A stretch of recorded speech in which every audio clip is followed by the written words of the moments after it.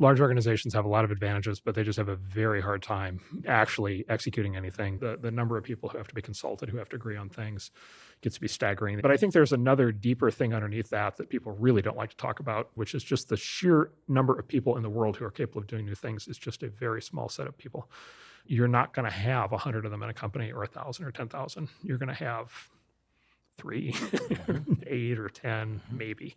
IBM, I actually first learned this at IBM when I was there. It was 440,000 employees. The first half of every meeting was just IBMers introducing themselves to each other. Like it was just mind-boggling in the level of complexity. And so they had a system, and it worked really well for like 50 years. They had a system which was, most of the employees in the company were expected to basically follow rules.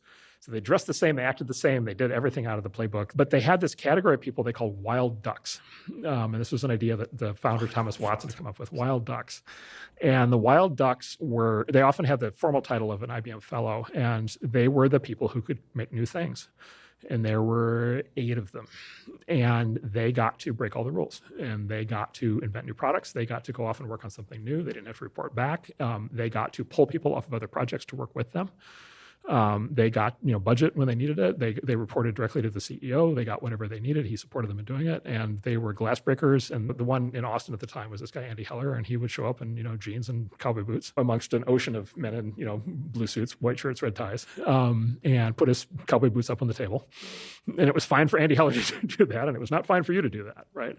And so they very specifically identified almost like an aristocratic class within our company that gets to play by different rules. Now, the expectation is they deliver, right? Their job is to invent the next breakthrough product. But we, IBM management, know that the 6,000 person division is not going to invent the next product.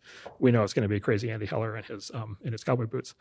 Ultimately, IBM had its issues, but like that model worked for 50 years, right? Like worked incredibly well. But it's a paradox, right? Which is like, how do you have a large bureaucratic regimented organization, whether it's academia or government or business or anything, that has all these rule followers in it and all these people who are jealous of their status and don't want things to change, but then still have that spark of creativity?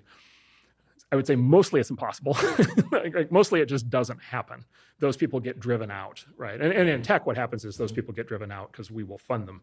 Mm-hmm. This is actually, I think, the simplest explanation for why IBM ultimately caved in, and then HP sort of in the 80s. And I actually think it was the emergence of venture capital.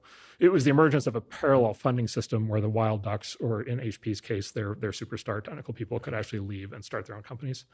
And again, this is what doesn't exist at the university level. Mm-hmm. This certainly does not exist at the government level.